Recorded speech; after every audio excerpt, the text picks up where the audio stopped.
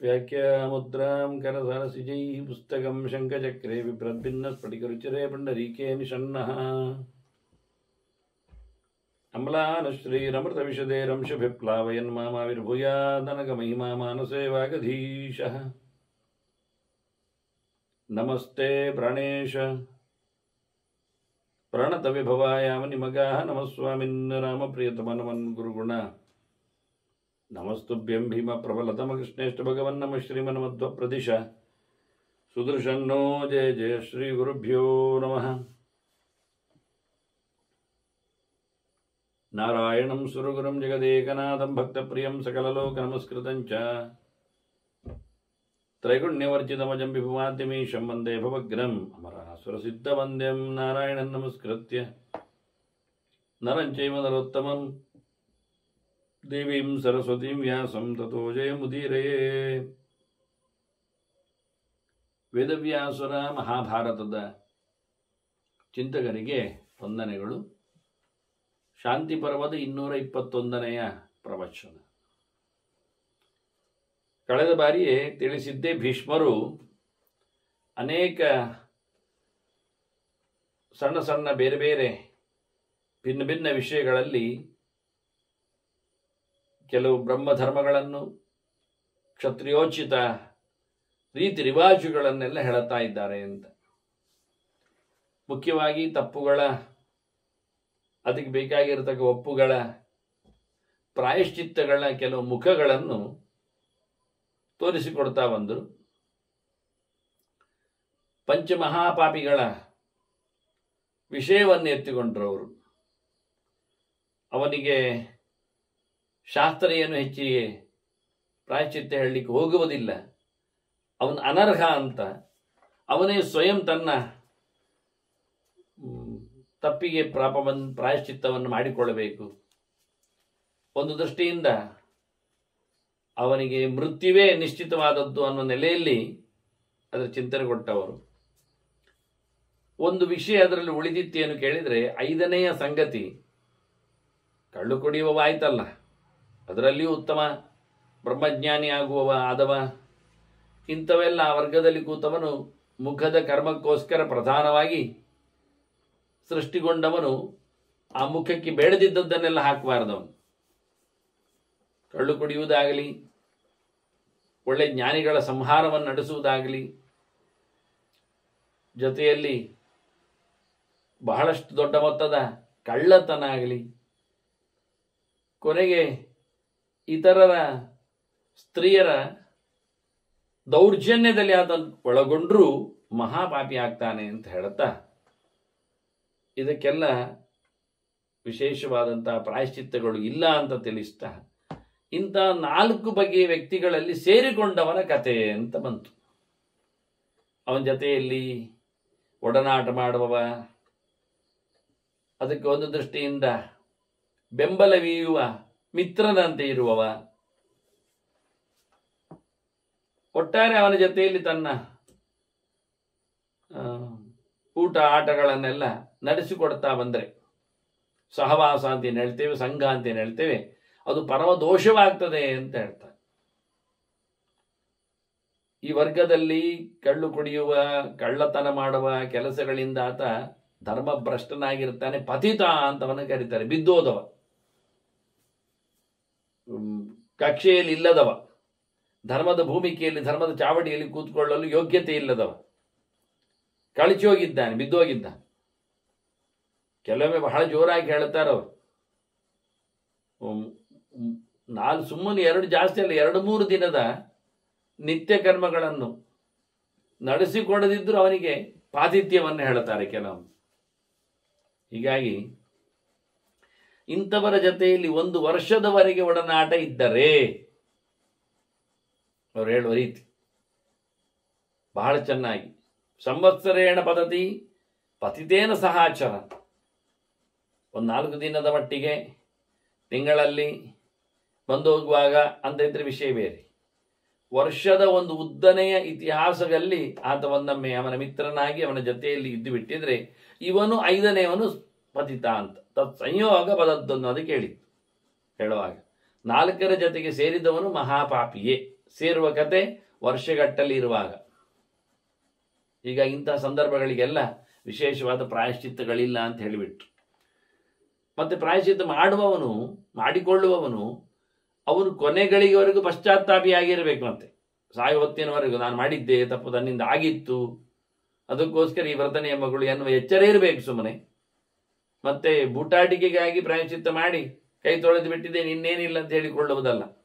ತಪ್ಪಾದದ್ದಾಗಿ ಹೋಗಿದೆ, ನಮ್ಮ ದೇಹದಲ್ಲಿ ಅದರ ಬದಲಾವಣೆ ನಡೆದಿದೆ, ಮನಸ್ಸು ಅದಕ್ಕೆ ಸೇರಿಕೊಂಡಿದೆ. ಹೀಗಾಗಿ ಅದಕ್ಕೆ ಪ್ರಾಯಶ್ಚಿತ್ತ ಮಾಡಿದ ತಕ್ಷಣ ಮುಗಿದೋಯ್ತು ಅಂತಲ್ಲ, ಮಾಡಿದ ತಪ್ಪಿನ ಎಚ್ಚರ ಇರಬೇಕು. ನಿರ್ದೇಶ್ಯಾನೀತಿ ನಿಧನ ಕಾಲೇಚ ವ್ಯಸನಿ ಭವೇತ್. ಸಾಯು ಹೊತ್ತಿನಲ್ಲಿ ಅದು ನೆನಪಿರುವ ಹಾಗೆ ಪಶ್ಚಾತ್ತಾಪಿ ಆಗಿದ್ರೆ ಅವ ಅದರಿಂದ ಬಿಡುಗಡೆಗೊಳ್ತಾನೆ. ಇಲ್ಲದ ಜನ್ಮಾಂತರಕ್ಕೂ ಅದರದ್ದು ಶೇಷ ಚೂರು ಉಳಿದೋಗ್ತದೆ. ಅನುತ್ತೀರ್ಯ ನಹೋತ್ತವ್ಯಂ ಪ್ರೇತ ಕರ್ಮಣಿ ಉಪಾಶ್ರಿತೆ. ಬಹಳ ಸ್ಪಷ್ಟವಾದ ಭೀಷ್ಮರ ವಾಕ್ಯ. ಸತ್ತ ಮನೆಯಲ್ಲಿ ಸತ್ತ ಸೂತಕವು ಆತನಿಗೆ ಮೈಲಿಗೆಯು ಸಂಪರ್ಕದಲ್ಲಿದ್ದರೆ, ಕುಟುಂಬದವನಾಗಿದ್ದರೆ, ಬಂಧುವಾಗಿದ್ದರೆ ಅದಕ್ಕೆ ಹೇಳಿದ ದಿನಗಳಷ್ಟರ ಮಟ್ಟಿಗೆ ಆತ ಹೋಮ ಮಾಡಲಿಕ್ಕಿಲ್ಲ, ಅಗ್ನಿ ಮಾಧ್ಯಮದ ಆರಾಧನೆ ನಡೆಯುವುದಿಲ್ಲ. ಅವನು ಅದರಿಂದ ಮೈಲಿಗೆಯಿಂದ ಹೊರಬಂದ ಬಳಿಕ ಅಷ್ಟೇ ತಾನೇ ಆತ ಹೋಮ ಹವನಗಳನ್ನು ನಡೆಸಲು ಯೋಗ್ಯನಾಗ್ತಾನೆ. ಹಾಗೆಯೇ ತ್ರಿಶುತ್ವ ಏತೇಷು ಪೂರ್ವೇಶು ನ ಕುರ್ವೀತ ವಿಚಾರಣ ಹಿಂದೆ ಹೇಳಿದ್ದರ ಯಜನ ಅಂದರೆ ಒಟ್ಟು ರೀತಿಯಿಂದ ಯಾಜನ ಆಗಲಿ, ಅಧ್ಯಾಪನ ಆಗಲಿ, ದಾನ ಆಗಲಿ, ಈ ಹೋಮ ಮಾಡಿಸುವುದು, ವಿಶೇಷವಾಗಿ ಅಧ್ಯಯನ ಮಾಡಿಸುವುದು, ಕಲಿಸುವುದು, ದಾನಾದಿಗಳನ್ನು ಕೊಡಿಸುವುದು, ಇವೆಲ್ಲ ಸಂಗತಿಗಳಲ್ಲಿ ಅವನು ಹೋಗಬಾರದು. ದಾನ ಕೊಡಲಿಕ್ಕಿಲ್ಲವ, ಹೋಮ ಮಾಡಲಿಕ್ಕಿಲ್ಲ, ಕಲೀಲಿಕ್ಕಿಲ್ಲ, ಯಾವುದನ್ನು ಸಹ ಆತ ನಡೆಸಿಕೊಳ್ಳುವಂತಿಲ್ಲ. ಸೂತಕ ಇದ್ದಾಗ, ಮೈಲಿಗೆ ಇದ್ದಾಗ ವಾಸ್ತವವಾಗಿ. ಅಷ್ಟೇ ಅಲ್ಲದೆ ಅಮಾತ್ಯಾಂಶ್ಚ ಗುರುಶ್ಚಾಪಿ ಜಖ್ಯಾತ್ ಧರ್ಮೇಣ ಧಾರ್ಮಿಕ. ಮಂತ್ರಿಗಳನ್ನು ಬಿಡಬಹುದು, ಗುರುಗಳನ್ನು ಬಿಡಬಹುದು. ಗುರು ಹಿರಿಯರನ್ನು, ಸಲಹೆಗಾರರನ್ನು, ಜತೆಯಲ್ಲಿರುವವರನ್ನು, ಪುರೋಹಿತರಾಗಿ ಬಂದವರನ್ನು, ಇವರನ್ನೆಲ್ಲ ಒಬ್ಬ ಧರ್ಮಾತ್ಮ ರಾಜನಾಗಿದ್ದರೆ ಅವನು ಅಧರ್ಮದಲ್ಲಿ ಕೂತಿದ್ರೆ, ಸರಿ ಇಲ್ಲದಿದ್ದರೆ ಅವನ ಧರ್ಮದ ಉದ್ದೇಶದಿಂದ ಅವನ ಬಿಡ್ಲಿಕ್ಕೆ ಅಂತ ತಪ್ಪಿಲ್ಲ. ಯಾವಾಗ ಪ್ರಾಯಶ್ಚಿತ್ತ ಮಕುರ್ವಾಣೆ ಹಿಂದ್, ಅವರೊಂದೊಮ್ಮೆ ತಪ್ಪು ಮಾಡಿ ಪ್ರಾಯಶ್ಚಿತ್ತ ಮಾಡಿಕೊಂಡ್ರೆ ಅವರು ಅಧರ್ಮಿಗಳಲ್ಲ, ರಾಜ ಅವನನ್ನು ಸೇರಿಸುವುದರಲ್ಲಿ ತಪ್ಪಿಲ್ಲ. ಅವರು ತಪ್ಪು ಮಾಡಿ ಪ್ರಾಯಶ್ಚಿತ್ತ ಮಾಡಿಕೊಳ್ಳದೇ ಇದ್ರೆ ಅವರು ಅಯೋಗ್ಯರು ಅಂತ ಅರ್ಥ. ನೈತೇರರ್ಹತೆ ಸಂವಿಧಂ, ಅವರ ಜೊತೆಯಲ್ಲಿ ಮಾತುಕತೆ ಇಲ್ಲ, ಅವರನ್ನು ಬರಮಾಡಿಕೊಳ್ಳಿಕ್ಕಿಲ್ಲ, ಅರಮನೆಯಲ್ಲಿ ಇರಲಿಕ್ಕಿಲ್ಲ, ಅವರನ್ನು ಬಿಡ್ಲಿಕ್ಕೆ. ಅವ್ರದ್ದು ಗುರುಸ್ಥಾನದಲ್ಲಿದ್ದವರೇ ಇರಲಿ ಅಥವಾ ಮಿತ್ರಸ್ಥಾನದಲ್ಲಿ ಬಂದಿರಲಿ, ಜೊತೆಯಲ್ಲಿದ್ದು ನಮಗೆ ಸಲಹೆ ಕೊಡು, ಒಳ್ಳೆ ಮಂತ್ರಿ ಆಗಿರಲಿ, ಅವನು ಬೇಡ ಅಂತ. ಅಧರ್ಮಕಾರಿ ಧರ್ಮೇಣ ತಪಸಾ ಹಂತಿ ಕಿಲ್ಬಿಷ. ಎರಡು ರೀತಿಯಿಂದ ತಪ್ಪು ಮಾಡಿದವನಿಗೆ ಪ್ರಾಯಶ್ಚಿತ್ತ ಉಂಟು.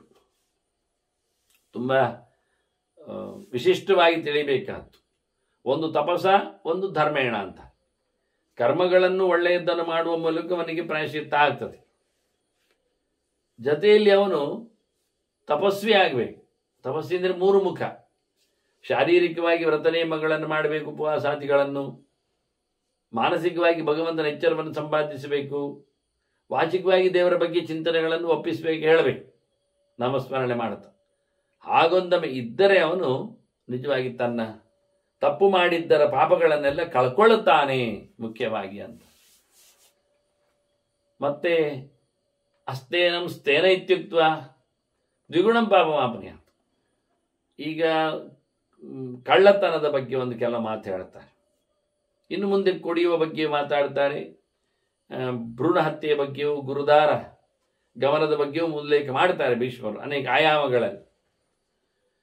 ಒಬ್ಬ ಕಳ್ಳ ಇಲ್ಲ, ಸುಬಗ ಇದ್ದಾನೆ, ಅವನು ನೀವು ಕಳ್ಳ ಅಂತ ಹೇಳಿಕೊಂಡು ಜನರಿಗೆ ತಿಳಿಸಿಬಿಟ್ಟಿದ್ದಾನೆ ಅಥವಾ ಹೇಳ್ತಾ ಬಂದಿದ್ದಾನೆ. ಅಂಥವನಿಗೆ ಕಳ್ಳತನದಲ್ಲಿ ಆಗತಕ್ಕ ಏನೊಂದು ಪಾಪ ಶಿಕ್ಷೆ ಇದೆ, ಅದು 2 ಪಾಲು ಬರ್ತದೆ ಅವನಿಗೆ. ಅಲ್ಲದವನನ್ನು ಹೌದು ಹೇಳಲಿಕ್ಕಿಲ್ಲ, ಹೌದಾದವನ ಅಲ್ಲ ಹೇಳಲಿಕ್ಕೂ ಇಲ್ಲ. ಒಬ್ಬ ಕಳ್ಳ ಇದ್ದಾನೆ, ಅವನನ್ನು ನಾವು ನಮ್ಮ ಮಿತ್ರವರ್ಗದಲ್ಲಿ ಇದ್ದಾನೆ, ಅವನನ್ನು ಏನಾದರೂ ರಕ್ಷಣೆ ಮಾಡಲಿಕ್ಕೆ ಅನ್ನೋ ದೃಷ್ಟಿಯಿಂದ ಕಳ್ಳ ಅಲ್ಲ ಹೇಳಿದರೆ ಅದು ತಪ್ಪೆ. ಕಳ್ಳನನ್ನು ಕಳ್ಳ ಅಲ್ಲ ಹೇಳುವುದು ತಪ್ಪೆ, ಅಲ್ಲ ಕಳ್ಳನನ್ನು ಕಳ್ಳ ಹೌದು ಹೇಳುವುದು ತಪ್ಪೆ. ಅಂದರೆ ಆರೋಪ ಎನ್ನುವುದು ಅತ್ಯಂತ ದೂಷ್ಯ, ಹೇಯ, ವಿಶೇಷವಾಗಿರತಕ್ಕಂತಹ ಪಾಪಕ್ಕೆ, ಒಂದು ಡಬಲ್ ಪಾಪಕ್ಕೆ, ಮಾಡಿದ ಅನ್ಯಾಯಕ್ಕಿಂತ ದ್ವಿಗುಣಿತವಾದ ಪಾಪಕ್ಕೆ, ನರಕಕ್ಕೆ, ಅನರ್ಥಕ್ಕೆ ಅವನು ಭಾಗಿಯಾಗ್ತಾನೆ. ಇದರಂತೆ ಈಗ ತಾನೇ ಅವರು ಉಲ್ಲೇಖ ಮಾಡಿದರು ಸ್ತ್ರೀಯ ಗಮನದ ಬಗ್ಗೆ. ಅದರಲ್ಲಿಯೂ ಕನ್ಯಾಗಮನ ಆಗಿಬಿಟ್ರೆ ಒಂದು ರೀತಿಯಿಂದ ಅದು ಬಲಾತ್ಕಾರ ಇದ್ದಾಗೆ, ಅದು ಅಸಹಜವಾದ ವ್ಯಾಪಾರ ಅನಿಸ್ತದೆ. ಇಂತಹ ಸಂದರ್ಭದಲ್ಲಿ ತ್ರಿಭಾಗಂ ಬ್ರಹ್ಮಹತ್ಯಾಯ ಕನ್ಯಾ ಪ್ರಾಪ್ತೋಚ ಕೆಲ್ಬಿಷ. ಈ ಸಂದರ್ಭದಲ್ಲಿ ಅವನು ಬ್ರಹ್ಮಹತ್ಯೆ ಮಾಡುವ ಪ್ರಕರಣದಲ್ಲಿ ಬರುವ ಏನೊಂದು ಪಾಪ ಇದೆ ಅದರ ಮುಕ್ಕಾಲಂಶ ತಿಂತಾನೆ.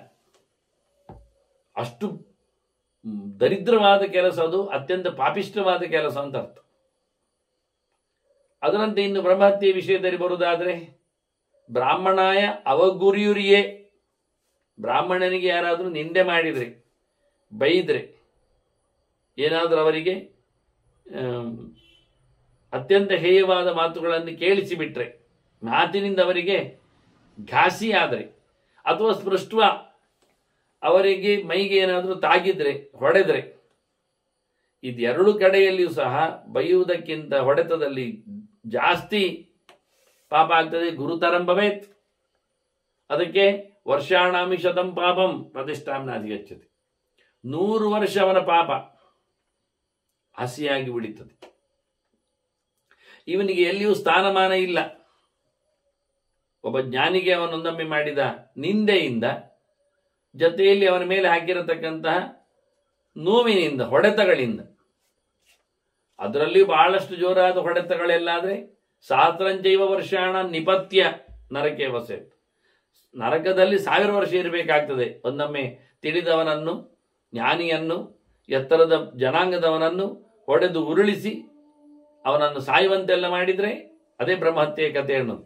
ಬಹಳಷ್ಟು ದೊಡ್ಡ ಮಟ್ಟಿನ 1000 ವರ್ಷಗಳ ಕಾಲ ನರಕದಲ್ಲಿ ಅದು ಇರಬೇಕಾಗ್ತದೆ, ಕಮ್ಮಿ ಅಲ್ಲ ಅಂತ. ಅದರೊಟ್ಟಿಗೆ ಇನ್ನೊಂದು ಹೇಳ್ತಾರೆ, ಆ ಹೊಡೆದಾಗ ಅವನಿಗೆ ಪೆಟ್ಟುಪುಡೆಯಾಗಿ ಅಲ್ಲಿಂದ ನೆತ್ತರೆಲ್ಲ ನೆಲಕ್ಕೆ ಚೆಲ್ಲಿದರೆ, ಬಿದ್ದರೆ, ಗಾಯಗಳಾದರೆ, ಆಯುಧಗಳಿಂದ ಹೊಡೆದೆಲ್ಲ ಮಾರಕಾಸ್ತ್ರಗಳಿಂದ ಅವನಿಗೆ ಹಲ್ಲೆ ಮಾಡಿದರೆ, ಆದ್ದರಿಂದ ಒಬ್ಬ ತಿಳಿದವನ ನೆತ್ತರು ನೆಲಕ್ಕೆ ಬೀಳಲಿಕ್ಕಿಲ್ಲ. ಶೋಣಿತಂ ಯಾವತ ಪಾಂಸುವನ್ನು ಸಂಗ್ರಹಣೀಯಾತ್ ದ್ವಿಜಕ್ಷತ. ಆತನ ಗಾಯದಿಂದ ಹೊರಹೊಮ್ಮಿದ ನೆತ್ತರ ಬಿಂದುಗಳು ಎಷ್ಟು ಮಣ್ಣಿನ ಕಣಗಳನ್ನು ಆವರಿಸ್ತವೆಯೋ, ಅದು ಎಷ್ಟು ಮಟ್ಟನ ಮಟ್ಟಿಗೆ ಚಂಡಿ ಆಗ್ತದೆಯೋ, ತಾವತೀಸ ಸಮಾಹ ರಾಜನ್ನು ನರಕೆ ಪ್ರತಿಬದ್ಧತೆ. ಅಷ್ಟು ವರ್ಷಗಳ ಕಾಲ ನರಕದಲ್ಲಿರ್ತಾನೆ. ದಿನಾಲ್ ಕೆಳಗೆ ಬಿದ್ದಾಗ ಒಂದು 4-6 ಇಂಚು ಜಾಗಗಳಲ್ಲಿ ಒಂದೊಮ್ಮೆ ಅದು ಪಸರಿಸಿದ್ರೆ, ಅಥವಾ 1-2 ಇಂಚೇ ಇರಲಿ, 1-2 ಬಿಂದು ಇದ್ದಾಗ ಎಷ್ಟು ಕಣ ಆಗುವುದಿಲ್ಲ ಮಣ್ಣಿನದ್ದು. 1000 ಗಟ್ಟಲೆ ಮಣ್ಣಿನ ಕಣಗಳಾಗ್ತವೆ, ಧೂಳಿನ ಕಣಗಳಾಗ್ತವೆ. ಅಷ್ಟು ವರ್ಷಗಳ ಕಾಲ ನರಕದಲ್ಲಿ ಬೀಳ್ತಾನೆ. ಅದರಿಂದ ಹೊಡಿಲಿಕ್ಕಿಲ್ಲ, ಬಡಿಲಿಕ್ಕಿಲ್ಲ ಅವರ. ಇನ್ನೊಂದು ಮುಖದಿಂದ ಭ್ರೂಣಃ ಆಹವ ಮಧ್ಯೇತು ಶುದ್ಧತೆ ಶಸ್ತ್ರಪಾತ, ಗರ್ಭಪಾತ ಮಾಡಿಸುವವನಂತೆ, ಅಥವಾ ಮರಿಯನ್ನು ಹೊಟ್ಟೆಯೊಳಗಿರುವುದನ್ನು ಸಂಹಾರ ಮಾಡಿಸಿದರೆ, ಯಾವುದೋ ಬಲಾತ್ಕಾರದಿಂದಲೋ ಇನ್ನಿತರ ಪ್ರಯೋಗಗಳಿಂದಲೋ ಅದು ಯಾವುದೋ ದುರುದ್ದೇಶಗಳಿಂದ ಈ ರೀತಿಯಾಗಿ ಮಾಡುವವನು ಬಹಳ ದೊಡ್ಡ ಮಟ್ಟಿನ ಪಾಪಿ ಆಗ್ತಾನೆ. ಅವನು ಯುದ್ಧದಲ್ಲಿ ಸಾಯ್ಬೇಕು, ಹೋರಾಡದು ಬೇಕಾದ್ರೆ, ಬದುಕಿ ಉಳಿಯುವುದಲ್ಲ. ಯಾವುದೋ ಒಂದು ದೇಶಕ್ಕೆ ಲಾಭ ಆದರೂ ಜಯ ಆದರೂ ಆಗ್ತದೆ. ಹಾಗಾಗಿ ಅವನು ಯುದ್ಧಕ್ಕಾಗಿ ಹೋಗಿ ಅಲ್ಲಿ ಹೊಡೆತ ಶಸ್ತ್ರಗಳಿಂದ ತಿಂದು ಅದು ಸಾಯಲಿಕ್ಕೆ. ಆತ್ಮಾನಂ ಜುಹಿಯಾದ ಅಗ್ನೋಮ ಸಮಿದ್ಧೆ ತೇನ ಶುದ್ಧತೆ. ಇಲ್ಲಾಂದ್ರೆ ಬೆಂಕಿ ಹಾರಬೇಕು. ಸ್ವಯಂ ಬೆಂಕಿಯನ್ನು ಕೂಡಿ ಒಟ್ಟು ಮಾಡಿ ದೊಡ್ಡದು ಮಾಡಿ ಅದರಲ್ಲಿ ಸಾಯ್ಕೋಬೇಕು. ಒಟ್ಟಾರೆ ಬದುಕಿ ಇರಲಿಕ್ಕೆ ಅವನಿಗೆ ಯೋಗ್ಯತೆ ಇಲ್ಲ. ಒಂದು ಜೀವವನ್ನು ಅವನು ಚಿವುಟಿದ್ದರಿಂದ ಬರುವಾಗಲೇ ಅವನು ಸಹ ಇಲ್ಲಿಂದ ಹೊರಡುವುದು ಚಂದ ಅಂತ ಹೇಳ್ತಾರೆ. ಅಥವಾ ಕೆಲವೆಲ್ಲ ಯಜ್ಞಯಾಗಗಳಿಗೂ ಅವಕಾಶ ಉಂಟು ಅಂತ ಹೇಳ್ತಾ ಕಳ್ಳು ಕುಡಿದವನ ಬಗ್ಗೆ ಭೀಷ್ಮನು ಮಾತಾಡ್ತಾನೆ. ಹೆಂಡದ ದಾಸನಾದವನಿಗೆ ಸುರಾಪ ವಾರಿಣಿ ಮುಷ್ಣಾಂ ಪಿತ್ವಾ ಪಾಪಾತ್ ವಿಮುಚ್ಯತೆ. ಗೊತ್ತಿದ್ದು ಅದನ್ನು ನಮ್ಮೆ ತನ್ನ ಏನೆಂತ ಹೇಳುವ ಸುಖದ ವೃತ್ತಿಗಾಗಿ ಖುಷಿಗಾಗಿ ಒಂದು ಮಾತು ಕುಡಿದು ಬಿಟ್ರೆ ಅವನು ಅಂಥದ್ದೇ ಹೆಂಡವನ್ನು ಬಿಸಿ ಮಾಡಿ ಕೊದಿಪ್ಪೆಲ್ ಬಿಸಿ ಭಾರಿ ಜೋರು 100-200 ಡಿಗ್ರಿಗಿಂತ ಮೇಲಕ್ಕೆ ಬಿಸಿ ಮಾಡಿ ಅದನ್ನು ಬಾಯೊಳಗೆ ಹಾಕೊಳ್ಬೇಕು. ಅಯ್ಯೋ ಸುಟ್ಟೋಗ್ತದೆ, ಸುಟ್ಟೋಗಿ ಸಾಯಲಿ ಅಂತ ಹೇಳಿದೀವಿ, ಸುಟ್ಟೋಗಿ ಸಾಯಬೇಕು. ಅದಕ್ಕೆ ಭಾರತದ್ದೇ ವೇದವ್ಯಾಸರಿಗೆ ಅಲ್ವಾ ನೆಷ್ಟವ್ಯಾಹ ಬಹವ ಪುತ್ರ ಎದ್ದೀಕೋಪಿ ಸುರಾಂ ಪಿಬೇದು ಅಂತ. ಮಸ್ತ್ ಮಕ್ಕಳು ಇರಬಾರ್ದಯ್ಯ, ಬೇಡಬೇಡಿ. ಯಾಕೆ ಯಾವನಾದ್ರೊಬ್ಬ ಹೋಗಿ ಕಳ್ಳು ಕುಡಿದ್ರೆ ಇಡೀ ವಂಶಕ್ಕೆ ಅಪಮರ್ಯಾದೆ ಆಗ್ತದೆ, ಪಾತಿಥ್ಯ ಬರ್ತದೆ, ಬೇಡ ಅಂತ. ತಸ್ಮಾನ್ ಮದ್ಯಂ ನೈಮ ಪೇಯಂ ನ ಪೇಯಂ, ಇದು ಭಾರತದ್ದೇ ಗೆರೆ. ಕುಡಿಲೇಬಾರದು ಅಂತ ಹೇಳ್ತಾ ಅಂತ ಸಂದರ್ಭದಲ್ಲಿ ಕುಡಿತವನು ಅವನು ಬಿಸಿ ಹೆಂಡವನ್ನು ಕಾದ ಹೆಂಡವನ್ನು ಕುಡಿದು ಸುಟ್ಟೋಗಿಕೊಂಡು ಸಾಯ್ಬೇಕವನು ಅಂತ. ಇನ್ನು ಮುಂದೆ ಹೇಳುವಾಗ ಇಂತಹ ಹೆಣ್ಣಿನ ಅಪಚಾರ ಮಾಡಿದವನಿದ್ರೆ, ಬಲಾತ್ಕಾರ ಮಾಡಿದರೆ, ಕೆಡಿಸಿದವನಾದರೆ, ಹಾಗೆ ಒಂದು ಪ್ರತಿಮೆ ಮಾಡಿ, ಬಿಸಿ ಮಾಡಿದ ಪ್ರತಿಮೆ, ಅದು ಕಾಯಿಸಿದ ಪ್ರತಿಮೆ ಅಂಥದ್ದು, ಹೆಣ್ಣಿನ ಪ್ರತಿಮೆ ಭಯಂಕರವಾಗಿ ಬೆಂಕಿ ಅದರಲ್ಲಿ ಅಡರಿದೆ, ಅಂಥದ್ದನ್ನು ಅವನು ಅಪ್ಪಿಕೊಂಡು ಸಾಯಬೇಕು. ಸೋರ್ಮೀಂ ಜ್ವಲಂತೀಂ ಆಶ್ಲಿಷ್ಯ ಮೃತ್ಯುನ ಸ್ವಭಿಶುದ್ಧತಿ, ಇದರಿಂದ ನನ್ನ ಪಾಪವನ್ನಾತ ಪರಿಮಾರ್ಜನೆ ಮಾಡಿಕೊಳ್ತಾನೆ. ಅಥವಾ ಶಿಷ್ಟ ವೃಷಲೌ ಆದಾಯಾಂಜಲಿನ ಸ್ವಯಂ ನೈಋತಿಂ ದಿಶಮಾಸ್ತಾಯ ನಿಪತೇತ್ಸ ತು ಅಜಿಹ್ಮಗ. ಅದನ್ನು ಕಳೆದ ಬಾರಿ ಹೇಳಿದ್ದೇನೆ ನಾನು. ಇಂಥ ತಪ್ಪುಗಾರ ಇನ್ನೊಬ್ಬರ ದೊಡ್ಡವರ ಮಡದಿಯರನ್ನು ಕೆಡಿಸಿ ಬಿಟ್ಟವ, ಹಾಳು ಮಾಡಿದವ, ಆತ ತನ್ನ ಲಿಂಗಾಂಗಗಳನ್ನೆಲ್ಲ ಕತ್ತರಿಸಿಕೊಂಡು ಕೈಯಲ್ಲಿ ಹಿಡ್ಕೊಂಡು ಅದನ್ನು ಹೋಗ್ಬೇಕು, ನೈಋತ್ಯ ದಿಕ್ಕಿಗೆ ಹೋಗ್ಬೇಕು, ರಾಕ್ಷಸನ ದಿಕ್ಕಿಗೆ. ಹಾಗೆ ಹೋಗ್ತಾ ಹೋಗ್ತಾ ಸಾಯುವುದು. ಎಲ್ಲಿಗೆ ಅವನ ಯೋಗ್ಯತೆ ಮೀರ್ತದೆ, ನೆತ್ತರು ಹೋಗ್ತದೆ, ಮೂರ್ಛೆ ತಪ್ತಾನೆ, ಬೀಳ್ತಾನೆ, ಅಲ್ಲಿಗೆ ಮುಗಿದೋಯ್ತು. ಹೊತ್ತು ಈ ರೀತಿಯಾಗಿ ತನ್ನ ತ್ಯಾಗವನ್ನು ಮಾಡಲಿಕ್ಕೆ ಉಂಟು ಅಂತ ತನ್ನ ತಪ್ಪನ್ನು ತೋರಿಸಿಕೊಂಡದನು. ಅಥವಾ ಇದೊಂದು ಭಯಾನಕ ಅನಿಸ್ತದಾದ್ರೆ ಬ್ರಾಹ್ಮಣಾರ್ಥೇಪಿವ ಪ್ರಾಣಾನ್ ಸಂತ್ಯಜೇತ್ ತೇನ ಶುದ್ಧತೆ. ಅವನು ಬ್ರಾಹ್ಮಣರ ಬದುಕಿಗಾಗಿ, ಅವರಿಗೆ ಆಗತಕ್ಕ ಅನ್ಯಾಯದ ಪರಿಮಾರ್ಜನೆಗಾಗಿ, ಬ್ರಹ್ಮಜ್ಞಾನಿಗಳ ವರ್ಗಕ್ಕೆ ಬದುಕನ್ನು ಕಲ್ಪಿಸಲೋಸುಗ ಎಲ್ಲಿಯೋ ಹೊಡೆತವೋ ಬಡಿತವೋ ಮತ್ತೊಂದು ಇನ್ನೊಂದಿದ್ರೆ ಅವರ ರಕ್ಷಣೆಗೆ ಹೋಗಿ ಅವನು ಸಾಯ್ಬೇಕು. ಅವರ ರಕ್ಷಣೆಗಾಗಿ ಅವನು ತಾನು ನಿಂತುಕೊಂಡು ತನ್ನನ್ನು ತ್ಯಜಿಸಬೇಕು, ತ್ಯಾಗ ಮಾಡಿಕೊಳ್ಬೇಕು. ಮತ್ತೆ ಅಶ್ವಮೇಧ ಯಾಗ ಆಗಲಿ, ಗೋಸವ ಆಗಲಿ, ಅಥವಾ ಅಗ್ನಿಷ್ಠೋಮ ಆಗಲಿ, ಇದನ್ನೆಲ್ಲ ನಡೆಸಿಕೊಡ್ಲೇಬೇಕು. ಅವ ಬಹಳಷ್ಟು ಶ್ರೀಮಂತನಾಗಿದೆ, ನಡೆಸ್ತಾ ಸಾಯುವುದಂತೂ ಸತ್ಯ. ತದೈವ 12 ಸಮಾಹ ಕಪಾಲಿ ಬ್ರಹ್ಮಹಾಚರೆ. ಒಬ್ಬ ತಿಳಿದವನನ್ನು ಜ್ಞಾನಿಯನ್ನೊಂದೊಮ್ಮೆ ಕಡಿದ್ರೆ ಅವನ ತಲೆಯನ್ನು ಹಿಡ್ಕೊಂಡು ತಿರುಗಬೇಕವ, ಕಪಾಲ ಹಿಡ್ಕೊಂಡು. ಅವನದೇ ಇನ್ನ ಬರತ್ತು, ಅದು ಯಾರದ್ದು. ಒಟ್ಟು ತಲೆಬುರುಡಿ ಹಿಡ್ಕೊಂಡಾಗಿದ್ದ 12 ವರ್ಷ ತಿರುಗಬೇಕು ಕೈಯಲ್ಲಿ. ನಾನು ಈಗೊಂದು ಅಪಚಾರ ಮಾಡಿದ್ದೇನೆ, ಸಂಹಾರ ಮಾಡಿದ್ದೇನೆ ಹೇಳಿಕೊಂಡು ಏಕಕಾಲಂ ಚರಿತ್ ಭೈಕ್ಷ್ಯಂ ಸ್ವಕರ್ಮ ಉದಾಹರಣ ಜನರಿಗೆ ಹೋಗಿ ತಿನ್ನಲಿಕ್ಕೆ ಕೇಳುವಾಗ ಹೇಳಬೇಕು, ನಾನೊಬ್ಬ ಒಳ್ಳೆಯವನನ್ನು ಕೊಂದಿದ್ದೇನೆ, 12 ವರ್ಷ ತಿರುಗಾಡ್ತಾ ತಿಂದು ಬದುಕಲಿಕ್ಕೆ, ದೇಹ ಸವಿಸ್ಲಿಕ್ಕೆ ನಾನು ಇಷ್ಟಪಟ್ಟಿದ್ದೇನೆ, ಹಾಗಾಗಿ ಏನಾದರೂ ತಿನ್ಲಿಕ್ಕೆ ಕೊಡಿ ಅಂತ. ತಿನ್ಲಿಕ್ಕೆ ಕೊಡುವಾಗ ತಾನು ಮಾಡಿ ತಪ್ಪನ್ನು ಬಾಯ್ಬಿಟ್ಟು ಹೇಳಿಕೊಂಡು ಅವನನ್ನು ನೋಡಿ ತಾತ್ಸಾರದಿಂದ ಕೊಡಲಾರದು ಹೋಗುವವರು ಇರ್ಬೋದು. ಅಂತೂ ತಿನ್ನಬೇಕಾದವನು ಒಂದೇ ಹೊತ್ತು, ಮತ್ತೆ ಇಲ್ಲ, ದಿನಕ್ಕೊಂದು ಹೊತ್ತು ತಿನ್ನುವುದು, ಅದರಲ್ಲಿ ಬೇಡಿ ತಿನ್ನುವುದು, ಅದು ಊರೂರು ತಿರುಕೊಂಡು ತಿನ್ನುವುದು, ಅದು 12 ವರ್ಷ ತಿನ್ನುವುದು, ಅದರಲ್ಲಿ ಹೇಳಿಕೊಂಡು ತಿನ್ನುವುದು. ಮಾಡಿದ ಅಪಚಾರವನ್ನು ಹೇಳಿಕೊಂಡರೆ ಕೆಲವೊಮ್ಮೆ ಹೋಗ್ತದೆ ಅಂತ ಪಾಪಗಳು, ಹೇಳಿಕೊಳ್ಳು. ಅದರಂತೆ ಏವಂ ವಾ ತಪಸಾ ಯುಕ್ತ ಬ್ರಹ್ಮ ಸಮನೀಭವೇತ್. ಹೀಗೆ ಆತ ಇದ್ದುಕೊಂಡು ಬಹಳಷ್ಟು ಜಪತಪ ಅನುಷ್ಠಾನಗಳನ್ನು ಇದಕ್ಕೋಸ್ಕರ ಮಾಡುವಂಥದ್ದು, ವ್ರತ ನಿಯಮಗಳನ್ನು, ಶರೀರ ಕರ್ಷಣೆಗಳನ್ನು, ಪ್ರದಕ್ಷಿಣೆ ನಮಸ್ಕಾರಗಳನ್ನು, ಪರಿಮಾರ್ಜನಾದಿಗಳನ್ನು ಹೀಗೆಲ್ಲ ಮಾಡುತ್ತಾ ಇದ್ದರೆ ಅವನು ಮುಂದಕ್ಕೆ ಯೋಗ್ಯ ಜಪಾನುಷ್ಠಾನಕ್ಕೆ ಆಗ್ತಾನೆ.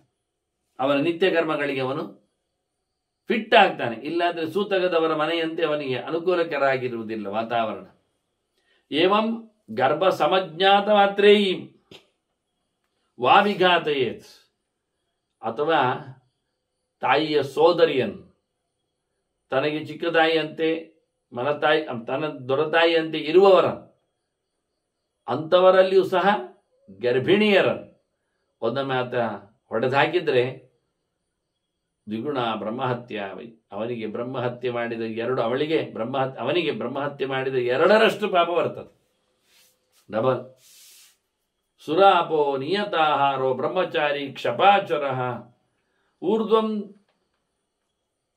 ಒಟ್ಟಾರೆ ಒಂದು ದೃಷ್ಟಿಯಿಂದ ಕಳ್ಳು ಕುಡಿದವನು ತಿರುಗ್ತಾ ಇರುವಾಗ ರಾತ್ರಿ ತಿರುಗಬೇಕು, ಹಗಲಿಗಲ್ಲ. ಯಾಕೆಂದ್ರೆ ಉಳಿದವರೆಲ್ಲ ನೋಡಿ ಅವನನ್ನು ಲೇವಡಿ ಮಾಡ್ತಾರಲ್ಲ, ಉಳಿದವರಿಗೆ ಅವನನ್ನು ನೋಡಿ ಪಾಪ ಬರ್ತದೆ, ಕೊನೆಗೆ ಕರ್ಮ. ಬಹಳ ಕಡಿಮೆ ತಿಂದುಕೊಂಡು ಬ್ರಹ್ಮಚರ್ಯದ ಪಾಲನೆ ಮಾಡುತ್ತಾ ಊರಿಗೆ ಹೇಳುತ್ತಾವ, ಊರ್ಧ್ವಂ ತ್ರಿಭ್ಯೋತ ವರ್ಷೇಭ್ಯ ಯಜೇತ ಅಗ್ನಿಷ್ಠುತೌ ಪರಂ. ಮತ್ತೆ 3 ವರ್ಷದ ನಂತರ ಅಗ್ನಿ ಮಾಧ್ಯಮದಲ್ಲಿ ನಾರಾಯಣನನ್ನು ಉಪಾಸನೆ ಮಾಡುವ ಯೋಗ್ಯತೆ ಬರ್ತದೆ ಅವನಿಗೆ. 3 ವರ್ಷ ತಿರುಗಲಿಕ್ಕೆ ಉಂಟವ, ವ್ರತ ಮಾಡಲಿಕ್ಕೆ ಉಂಟು. ಹಾಗಾಗಿ ಅದು ಕಳೆದು ಹೋಗಬೇಕಾದ್ರೆ ಮತ್ತೆ ಭಗವಂತನ ಸೇವೆಯನ್ನು ಮಾಡಬೇಕು. ಅವನು ಪರಮಾತ್ಮನನ್ನು ಪ್ರೀತಿಸಬೇಕು. ಯಾಕೆಂದ್ರೆ ಪ್ರಾಯಶ್ಚಿತ್ತಾನಿ ಚೀರ್ಣಾನಿ ಅಂತ ಹೇಳ್ತಾ ಇನ್ನೊಬ್ಬರ ಯೋಚನೆಗಳಿಂದ ಪ್ರಾಯಶ್ಚಿತ್ತ ಮಾಡಿದ್ರೆ ಏನು ಪ್ರಯೋಜನ ಇಲ್ಲ. ನಾಮ ಸಂಕೀರ್ತನಂ ವಿಷ್ಣು, ಭಗವಂತನ ನಾಮ ಚಿಂತನೆಯೇ ಅದೆಲ್ಲ ಪ್ರಾಯಶ್ಚಿತ್ತಂತೂ ಸರ್ವೇಶ ಹರಿಸಂಸ್ಮರಣಂ ಪರಂ. ಉತ್ತಮವಾದಂತಹ ಪ್ರಾಯಶ್ಚಿತ್ತ ಭಗವಂತನೇ ಎಚ್ಚರ. ಮತ್ತೆ ಮಾಡುವುದಿಲ್ಲ ಅಂತ ದೇವರ ಸ್ಮರಣೆಯೊಂದಿಗೆ ಗಟ್ಟಿಯಾಗಿ ಆತ ದೇವರನ್ನು ಹೇಳಿಕೊಂಡರೆ ಪ್ರಾಯಶ್ಚಿತ್ತ. ಅದಕ್ಕೆ ಹೇಳು ಅಜಯ ಅಗ್ನಿಶ್ರುತವು ಪರಂ ಹೇಳಿತ್ತು. ಪರಮಾತ್ಮನನ್ನು ಹೋಮಿಸಬೇಕು, ಪ್ರಾರ್ಥಿಸಬೇಕು. ಇದರಿಂದ ಆತ ಮಾಡಿದ ಅದು 3 ವರ್ಷದ ನಂತರ ತಿರುಗಿ ಎಲ್ಲ ಹೇಳಿಕೊಂಡು ಕೆಲಸ ಮುಗಿಸಿ ಮತ್ತೆ ಕೊನೆಯ ಕ್ಷಣದಲ್ಲಿ ಹೀಗೆ ಮಾಡಿಕೊಂಡು ಕೃಷ್ಣಾರ್ಪಣೆ ಬಿಟ್ಟು ಬದುಕಲಿಕ್ಕೆ ಅವನು. ಮತ್ತೆ ಋಷಭೈಕ ಸಹಸ್ರಂ ಗಾದತ್ವ ಶೌಚಮಾಪ್ನಿಯಾತ್. ಇಷ್ಟಾಗಿಯೂ ಶುದ್ಧನಾಗಬೇಕಾದ್ರೆ ಅವನು ಒಂದು 100,000 ಗಟ್ಟಲೆ ದನಗಳನ್ನು ಕೊಡಬೇಕು, ಒಂದು ಒಳ್ಳೆಯ ಗೂಳಿ ಸಮೇತ ಅವುಗಳನ್ನು ನೋಡಿಕೊಳ್ಳಿಕ್ಕೆ. ಹೀಗಾಗಿ ವೈಶ್ಯನನ್ನು ಒಂದೊಮ್ಮೆ ಸಂಹಾರ ಮಾಡಿದ್ರೆವ ಬ್ರಹ್ಮಹತ್ಯೆ ಬಿಡಿ. ವೈಶ್ಯ ಮಹತ್ವಾತು ವರ್ಷೇ 2 ಋಷಭೈಕ ಶತಂಚಗ. ಒಬ್ಬ ತಿಳಿದವನನ್ನು ಚೆನ್ನಾಗಿ ಒಂದೊಮ್ಮೆ ಅನ್ಯಾಯ ಮಾಡಿದರೆ 1000 ಗಟ್ಟಲೆ ದನ ಕೊಡಲಿಕ್ಕೆ. ಅದೇ ವ್ಯಾಪಾರಿಯನ್ನೊಮ್ಮೆ ಕಡಿದು ತಿಂದ್ರೆ, ಬಡಿದ್ರೆ, ಹೊಡೆದ್ರೆ ಅಂತವನಿಗೆ ಪ್ರಾಯಶ್ಚಿತ್ತವಾಗಿ ಎತ್ತೊಂದು ಬರಲಿ, ಜೊತೆಯಲ್ಲಿ 100 ದನಗಳು ಇರಲಿ. 10 ಬಾಲ ಕಡಿಮೆ ಒಂದು ದೃಷ್ಟಿಯಿಂದ ಅದನ್ನು ಕೊಡಲೇಬೇಕು ಅವನು ಅಂತ ಹೇಳ್ತಾರೆ. ಆದ್ರಿಂದ ಅವನು ಶುದ್ಧನಾಗ್ತಾನೆ. ಇಲ್ಲಾಂದ್ರೆ ಪ್ರಾಯಶ್ಚಿತ್ತದಲ್ಲಿ ಈ ದಾನಗಳನ್ನು ಮಾಡದೇ ಇದ್ರೆ ಅವನು ಸಾಯುವವರೆಗೆ ಅಶುದ್ಧನೇ, ಸಮಯ ಇಲ್ಲದವನೇ. ಶೂದ್ರ ಮತ್ವ ಅಬ್ಧಮಯಮೈಕಂ. ಹಾಗಾದ್ರೆ ಕೆಲಸಗಾರರನ್ನು, ಪರಿಚಾರಕರನ್ನು, ನಿಮ್ನ ವರ್ಗದವರನ್ನು, ಸಂಸ್ಕಾರ ಆಗದವರನ್ನು, ಇಂಥವರನ್ನು ಒಮ್ಮೆ ನೀವು ಮಾತಾಡಿಸಿದ್ರೆ, ಸಂಹಾರ ಮಾಡಿದ್ರೆ, ಮುಗಿಸಿಬಿಟ್ರೆ 1 ವರ್ಷ ಆತ ಈ ರೀತಿಯಾದಂತಹ ವ್ರತಚರ್ಯೆಯನ್ನು ಮಾಡಲಿಕ್ಕೆ ಉಂಟು ಹೇಳ್ತಾರೆ ವಾಸ್ತವವಾಗಿ. ಇನ್ನು ಪ್ರಾಣಿಗಳನ್ನು ಶ್ವ, ವರಾಹ ಅಥವಾ ಕರಾನ್, ಕತ್ತೆಗಳು, ಹಂದಿಗಳು, ನಾಯಿಗಳು, ಇವುಗಳನ್ನೆಲ್ಲ ನಿಜವಾಗಿ ಪ್ರಾಣಿಗಳನ್ನು ಮನೆಯಲ್ಲಿಯೂ ನಾಯಿ ಆಗಲಿ ಮಾರ್ಜಾರಸ್ತು ಗೃಹೇಯಸ್ಯ ಹೇಳಿಕೊಳ್ತಾರೆ. ಅದು ಇದ್ರೆ ಒಂದು ಬೇಕಿದ್ರೆ ಅವನು ನರಕೆ ನಿಯತಮಸ್ಯ, ನರಕದಲ್ಲಿ ಇರ್ತಾನೆ ಕೊನೆಗೆ ಅಂತ ಅವನಿಗೆ ಪಾಪಗಳನ್ನೆಲ್ಲ ಭಾರತವೇ ಕೆಲವೊಂದು ಕಡೆ ಹೇಳ್ತದೆ. ಹಾಗೆ ಇಲ್ಲಿ ಹೇಳ್ತಾನೆ, ನಾಯಿಯನ್ನು ಬಡಿದವ, ವರಾಹವನ್ನು ಮುಗಿಸಿದವ, ಜೊತೆಯಲ್ಲಿ ಕತ್ತೆ ಮುಂತಾದವುಗಳನ್ನು ಇಲ್ಲ ಮಾಡಿದವ, ಹೀಗೆಲ್ಲ ಮಾಡಿದ್ರೆ ಅಥವಾ ಶೌದ್ರಮೇವ ವ್ರತಂಚರ ಇರ್ತದೆ. ಹಾಗಾದ್ರೆ ಇದು ಸಂಸ್ಕಾರ ಇಲ್ಲದ ವ್ಯಕ್ತಿಯನ್ನು ಕೊಂದ ಹಾಗೆ, ಇದಕ್ಕೂ ಸಂಸ್ಕಾರ ಇಲ್ಲ. ಕೊನೆ ಕ್ಷಣದಲ್ಲಿ ಹೇಳಿದ ಹಾಗೆ ಅವನು ಒಂದು ದೃಷ್ಟಿಯಿಂದ 1 ವರ್ಷ ವ್ರತ ಮಾಡಬೇಕು. 1 ವರ್ಷ ವ್ರತ ಮಾಡಿ 100 ದನಗಳನ್ನು, 1 ಎತ್ತುಗಳನ್ನು ಕೊಳ್ಳಿಕ್ಕೆ ಉಂಟು. ಇದು ವಾಸ್ತವವಾಗಿ ಅವನ ಕಥೆ. 1 ವರ್ಷದ ವ್ರತಗಳ ಜೊತೆಯಲ್ಲಿ ಅಸಂಸ್ಕೃತನ ಸಂಹಾರದ ಚಿಂತನೆಯನ್ನು ಹೇಳಿದ್ದು. ಅದರಂತೆ ಪ್ರಾಣಿಗಳ ಬಗ್ಗೆ ಒಂದೊಮ್ಮೆ ಸಂಹಾರ ಮಾಡಿದ್ರೆ ಅವ ಕರಾರುವಾಕ್ಕಾಗಿ ಜಪದ ಅನುಷ್ಠಾನ ಮಾಡಲು ಯೋಗ್ಯತೆಯನ್ನು ಪಡೀಲಿಕ್ಕೋಸ್ಕರ ಅವನು ಒಂದು ದೃಷ್ಟಿಯಿಂದ 1 ವರ್ಷಗಳ ಕಾಲ ಸಂಚಾರ ಮಾಡ್ತಾ ತನ್ನ ತಪ್ಪನ್ನು ಬಹಿರಂಗಗೊಳಿಸ್ತಾ ಪ್ರಾಯಶ್ಚಿತ್ತವನ್ನು ಮಾಡಿಕೊಳ್ಳಬೇಕು. ಮತ್ತೆ ಅವ ಯೋಗ್ಯನಾಗ್ತಾನೆ.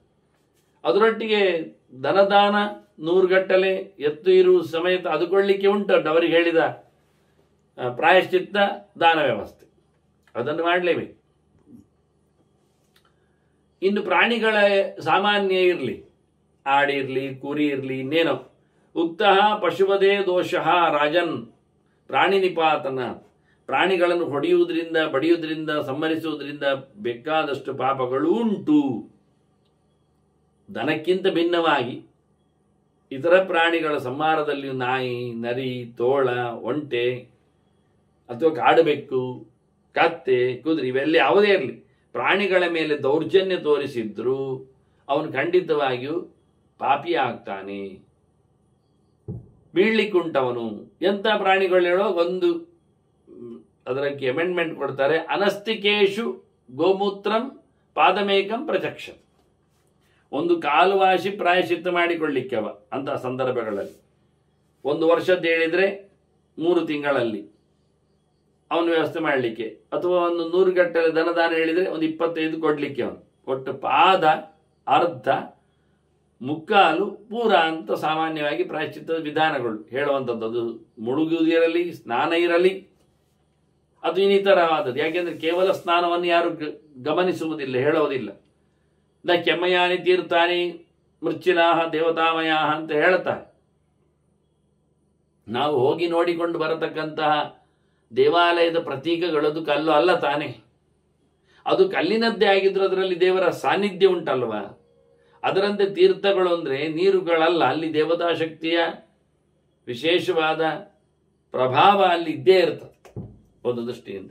ಆದರೆ ಅದೇ ದೊಡ್ಡ ಸಂಗತಿ ಅಲ್ಲ. ಅಲ್ಲಿ ತೀರ್ಥಗಳಲ್ಲಿ ಬಂದು ಮಿಂದವರ ಜ್ಞಾನಿಗಳ ಸಂಪರ್ಕ ಸಹವಾಸ ನಮಗೆ ಆದೀತು ಎನ್ನುವ ಎಚ್ಚರದಲ್ಲಿ ಹೋಗುದು ತೀರ್ಥಕ್ಷೇತ್ರಕ್ಕೆ. ಅದನ್ನ ಕೆಮ್ಮೆಯಾನಿ ತೀರ್ಥ ನದೇವ ಮೃಚ್ಚಿಲಾಮಯ ತೇ ಪುನಃ ತಿರುಗಾಲೇನ. ನೀವು 100 ವರ್ಷಗಳ ಕಾಲ ಕುಂಭಮೇಳಗಳಲ್ಲೆಲ್ಲ ಸ್ನಾನ ಮಾಡ್ತಾ ಇರಬೇಕಾಗ್ತದೆ. ಇಷ್ಟಾಗಿ ಅಂತಃಕರಣ ವಾಕ್ಯ ಶುದ್ಧಿಗೆ ಅದು ಹೆಚ್ಚು ಒತ್ತು ಕೊಡುತ್ತದೆ. ಆದರೆ ವಾಸ್ತವವಾಗಿ ಅವರು ನಡೆದಾಡಿದ ಜಾಗಗಳಿಗೆ ನಾವು ಹೋಗಿ ಅವರನ್ನು ಮಾತಾಡಿಸಿದ್ರೆ ದರ್ಶನ ದೇವ ಸಾಧವ. ಇದಕ್ಕೆಲ್ಲ ತೀರ್ಥಾಟನೆಗೆ ಬಹಳ ಕಷ್ಟ ಇದೆ. ಆದರೆ ಅಲ್ಲಿ ಇರತಕ್ಕಂಥ ಜ್ಞಾನಿಗಳ ಸಂಪರ್ಕವಾದ ಆದರೆ ಅವರು ಎಲ್ಲಿದ್ರೂ ಸಿಗ್ತಾರೆ. ಅದು ಅವರು ಸಮುದ್ರದ, ನದಿಯ, ಕಾಡಿನ ಮಧ್ಯದಲ್ಲಿ, ನೀರಿನ ಸಂಪರ್ಕದಲ್ಲಿ ಇರಬೇಕು ಅಂತಲ್ಲ, ಎಲ್ಲಿದ್ದರೂ ಇರ್ತಾರೆ. ಅವರನ್ನು ಕಂಡರೆ ಪಾಪ ನಿವೃತ್ತಿ ಆಗ್ತದೆ. ತೀರ್ಥಕ್ಷೇತ್ರಗಳಲ್ಲಿ ಅವರೇ ಹೆಚ್ಚಿರುವುದರಿಂದ ಅಲ್ಲಿ ಹೋಗಿ ಕಾಣ್ತಾರೆ ಹೇಳಿದ್ದು ಹೊರತು ಪಡಿಸಿದರೆ ಅದೇ ದೊಡ್ಡ ಸಂಗತಿ ಅಲ್ಲ. ನಯಜ್ಞ ನಜ ತೀರ್ಥಾನಿ ಉಪವಾಸ ವ್ರತಾನಿ ಚ ಅಂತ ಆಚಾರ್ಯ ಮಧ್ವರು ಸ್ಪಷ್ಟವಾಗಿ ಬಾಹ್ಯ ಸಾಧನೆಗಳಿಗೆಲ್ಲ ಹೆಚ್ಚು ಮಹತ್ವಿಕೆಯನ್ನು ಕೊಟ್ಟೇ ಇಲ್ಲ. ಅದು ಮನಪೂರ್ವಕವಾಗಿ ನಡೆಸಲ್ಪಟ್ಟಾಗ ಕೆಲವೊಂದು ಆಗ್ತದೆ, ಆಗಬೇಕಾಗ್ತದೆ. ಅದನ್ನ ಎಲ್ಲ ಪ್ರಾಣಿಗಳ ಸಂಹಾರದಲ್ಲಿಯೂ ತಪ್ಪು ಇದೆ. ಆ ತಪ್ಪಿನಲ್ಲಿ ಒಂದು ಕತೆ ಇದೆ. ಅನಸ್ತಿಕೇಶು ಗೋಮೂತ್ರಂ ಪಾದಮೇಕಂ ಪ್ರಚಕ್ಷತೆ ಅಂತ. ಒಂದು ಕಾಲು ಮಟ್ಟದ ಪಶುವಧೆಗೆ ಹೇಳಿರತಕ್ಕಂಥ ದೊಡ್ಡ ಮಟ್ಟಿನ ಪ್ರಾಯಶ್ಚಿತ್ತದಲ್ಲಿನ 1/4 ಆತ ಮಾಡಬೇಕು. ಜೊತೆಯಲ್ಲಿ ಗೋಮೂತ್ರ ಪ್ರಾಶನ ಮಾಡಬೇಕು. ಗೋಮೂತ್ರ ಅಂದರೆ ಪಂಚಗವ್ಯ ಪ್ರಾಶನ. ಯಾವಾಗ ಅನಸ್ತಿಕೇಶು ಎಲುಬಿಲ್ಲದ ಪ್ರಾಣಿಗಳನ್ನು ಸಂಹರಿಸಿದರೆ ಪಾದ ಕಾಲ್ವಾಶ್. ಕುದುರೆ ಮತ್ತೆ ಆಡು ಮುಂತಾದಗಳಲ್ಲಿ ಎಲುಬಿದೆ, ಅದು ಪ್ರಯೋಜನ ಆಗಲಿಲ್ಲ. ಎಲುಬು ಇಲ್ಲದರ ಪ್ರಾಣಿಗಳ ಸಂಹಾರ ಮಾಡಿದರೆ ಮಾತ್ರ ಆತ ನಿಜವಾಗಿ ಇಂತಹ ಸಣ್ಣ ಮಟ್ಟಿನ ಪ್ರಾಯಶ್ಚಿತ್ತ ಯೋಗ್ಯ. ಇಲ್ಲಾಂದ್ರೆ ದೊಡ್ಡ ಮಟ್ಟಿನಲ್ಲಿ ಮಾಡಬೇಕಾಗ್ತದೆ ಅಂತ. ಅದೇ ಯಾರರ ಮೇಲಾದರೂ ಏನಾದರೂ ಆತ ಅಪವಾದಗಳನ್ನೆಲ್ಲ ಹೊರಿಸಿ ನಿಂತರೆ, ಕಲ್ಪೆ ಅಥವಾ ಒಂದು ದೃಷ್ಟಿಯಿಂದ ಅನ್ನಸ್ಯ ಚೌರ್ಯ, ತಿನ್ನುವ ಪದಾರ್ಥಗಳನ್ನು ಅಪಹಾರ ಮಾಡಿದ್ದಾನೆ, ಇದಕ್ಕೆಲ್ಲ ಪ್ರತ್ಯೇಕವಾದಂತಹ ಚೌಕಟ್ಟಿನಲ್ಲಿ ಪ್ರಾಯಶ್ಚಿತ್ತಗಳಿವೆ. ಪೃಥಕ್ ಸಂವತ್ಸರಂ ಚರೇತ್, ಒಂದೊಂದಕ್ಕೂ ಒಂದೊಂದು ಸಂವತ್ಸರ, ಪೃಥಕ್ ಸಂವತ್ಸರ, 1 ವರ್ಷಗಳ ಕಾಲ ಆತ ಅದಕ್ಕೆ ಬೇಕಾಗಿರತಕ್ಕ ವ್ರತ ನಿಯಮಗಳಲ್ಲಿ ಕೂತಿರಬೇಕು. ನೆಲದಲ್ಲಿ ಮಲಗುವುದಾಗಲಿ, ಒಂದೊತ್ತಿನ ತಿನ್ನುವುದಾಗಲಿ, ಯಾರಲ್ಲಿ ಮಾತನಾಡಿದ ಮೌನವನ್ನು ನಡೆಸುವುದಾಗಲಿ, ಜೊತೆಯಲ್ಲಿ ತಾನು ಮಾಡಿದ ಪಾಪಗಳನ್ನೆಲ್ಲ ಹೇಳಿಕೊಂಡು ತಿರುವುದಾಗಲಿ ಮಾಡಲಿಕ್ಕೆ ಬೇಕು. ಮತ್ತೆ ತ್ರೀನಿ ಶ್ರೋತ್ರಿಯ ಭಾರ್ಯಾಯ, ತಿಳಿದವರ ವಿಶೇಷವಾಗಿ ವೇದಬಲ್ಲವರ ಹೆಂಡತಿಯರ ಮೇಲೆ ಈತನ ದೌರ್ಜನ್ಯ ಆದರೆ ಅದು ಇನ್ನೂ ಜಾಸ್ತಿ ಅಂತಾರೆ. ವಿಶೇಷವಾಗಿ ಅದು ಎಲ್ಲಿಗೆ? ಅಂಥವರಲ್ಲಿ ಆದರೆ 3 ವರ್ಷ. ಅದರಲ್ಲಿ ಪರದಾರೇಚ, ಶ್ರೋತ್ರಿಯ ಅಂದರೆ ವೇದ ಚಿಂತನೆ ಮಾಡಿದವ, ಉತ್ತಮ ಜ್ಞಾನಿ. ವೈದಿಕ ಅಂಥವರ ಹೆಂಡತಿಯರ ದೌರ್ಜನ್ಯ ಬಲಾತ್ಕಾರ ನಡೆದು ಬಿಟ್ಟರೆ ಅವನು 3 ವರ್ಷ, ಕೇವಲ ಇದಕ್ಕಾಗುವಾಗ 1 ವರ್ಷ ಹೇಳಿದರು ಅವರು. ಅನ್ನಚೌರ್ಯ, ಕಳ್ಳತನ ಅಥವಾ ಇನ್ನೊಬ್ಬರ ಮೇಲೆ ಮೋಸ ಮಾಡುವ, ಚಾಡಿ ಹೇಳುವ, ತಪ್ಪನ್ನು ತೋರಿಸಿಕೊಡುವ ಎಲ್ಲ ಮಾಡಿದರೆ ಅವರು 1 ವರ್ಷದಲ್ಲಿ, ಈ ದೊಡ್ಡ ವ್ಯಕ್ತಿಯ ಹೆಂಡತಿಯರನ್ನೆಲ್ಲ ಕೆಡಿಸ್ಲಿಕ್ಕೆ ಹೋದವನಿಗೆ 3 ವರ್ಷದಲ್ಲಿ. ಇನ್ನು ಪರದಾರೇಚ ದ್ವೇಸ್ಮೃತಿ, ಸಾಮಾನ್ಯ ಇನ್ನೊಬ್ಬರ ಹೆಂಡತಿ ಅಂತ ಅಷ್ಟೇ, ಉತ್ತಮಳ ಅಲ್ಲ, ಉತ್ತಮ ಲೆಕ್ಕಾಚಾರ ಇಲ್ಲ, ಮತ್ತೊಬ್ಬಳದೊಂದು ಖಂಡಿತ, ಅದು ಸಣ್ಣದಿರಲಿ ದೊಡ್ಡದಿರಲಿ, ಇವನಿಗಿಂತ ಯೋಗ್ಯತೆಯಲ್ಲಿ ಆಗಲಿ ವರ್ಷದಲ್ಲಿ ನಮಗೆ ಯೋಗ್ಯತೆ ಏನು ಗೊತ್ತಾಗ್ತದೆ. ಅಂತಹ ಸಂದರ್ಭದಲ್ಲಿ ಅವನು 2 ವರ್ಷ ಚರ್ಯೆ ಮಾಡಬೇಕು, 2 ವರ್ಷ ವ್ರತ ನಿಯಮಗಳನ್ನು ಆಚರಿಸಬೇಕು, ಮನೆ ಬಿಟ್ಟು ತೆರಳಬೇಕು, ಇದೆಲ್ಲ ಕ್ರಮ. ಹೀಗೆ 2 ವರ್ಷ, 1 ವರ್ಷ, 3 ವರ್ಷ, ಸಾಮಾನ್ಯ ಕದಿಯುವುದರಲ್ಲಿ 1 ವರ್ಷ, ಹೆಣ್ಣನ್ನು ಕದಿಯುವುದರಲ್ಲಿ, ಅನ್ಯಾಯ ಮಾಡುವುದರಲ್ಲಿ 2 ವರ್ಷ, ಇನ್ನು ದೊಡ್ಡವರ ಮಟ್ಟಿನ ವೇದ ಅರಿತವರದ ಸಾಧಕರ ಹೆಣ್ಣುಗಳನ್ನು ಕೆಡಿಸಿಕೊಂಡವನಿಗೆಲ್ಲ 3 ವರ್ಷ ಇದೆ. ಹೀಗೆಲ್ಲ ಅನೇಕ ಪ್ರಕಾರದ ಪ್ರಾಯಶ್ಚಿತ್ತಗಳನ್ನು, ಬಹು ತಪ್ಪುಗಳನ್ನು, ತಪ್ಪಿನ ಪ್ರಭೇದಗಳನ್ನು, ಮುಖ್ಯವಾಗಿ ಗಂಡಸನ್ನು ಉದ್ದೇಶ ಮಾಡಿಕೊಂಡು, ಇದನ್ನು ಹೆಂಗಸರಲ್ಲಿಯೂ ಅನ್ವಯ ಮಾಡಲಿಕ್ಕೆ ಬರೆದವರು ಹೇಳಿಕೊಳ್ಳಿಕ್ಕಾಗ್ತದೆ. ವ್ಯತ್ಯಾಸ ಎಲ್ಲಿ ಏನಿದೆ ಎಂದು ಬಹಳಷ್ಟು ದೊಡ್ಡ ಮಟ್ಟಿನಲ್ಲಿಲ್ಲ. ಇದೊಂದು ಧರ್ಮಶಾಸ್ತ್ರದ ಒಂದು ಮೂಟೆ ಇದ್ದಾಗ. ಹಾಗೆ ಇದನ್ನೆಲ್ಲ ಭೀಷ್ಮರು ತಿಳಿಸ್ತಾ ಧರ್ಮರಾಜನಿಗೆ ಇನ್ನೂ ಕೆಲವು ವಿಷಯಗಳ ಬಗ್ಗೆ ಪ್ರಾಯಶ್ಚಿತ್ತಗಳನ್ನು ಹೇಳುತ್ತಾನೆ. ಅದನ್ನು ಮತ್ತೆ ಇನ್ನೊಮ್ಮೆ ಅದರ ಚಿಂತನೆ ನಡೆಸುವ. ಮತ್ತೆ ವಂದನೆಗಳೊಂದಿಗೆ ಶ್ರೀಕೃಷ್ಣ ನಾರಾಯಣ ನಾರಾಯಣ ನಾರಾಯಣ.